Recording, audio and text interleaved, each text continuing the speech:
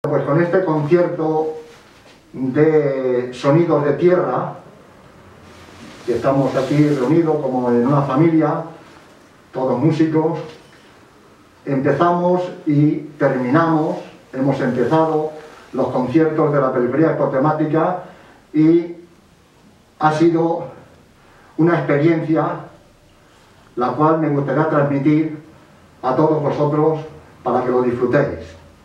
Una experiencia llena de vida y llena de energía que tiene que ver con el medievo.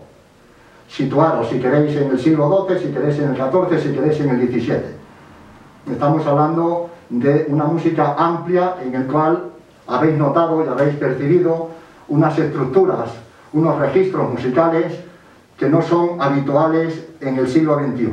Estamos hoy a día 11 de abril y con esto, os decía al principio, hacemos bonito este proyecto nuevo de la música en la peluquería a través de los conciertos de la peluquería expotemática.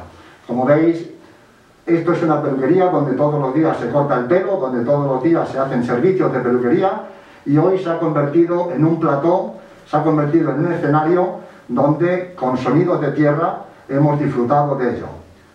Espero que también vosotros disfrutéis. Muchísimas gracias por estar ahí.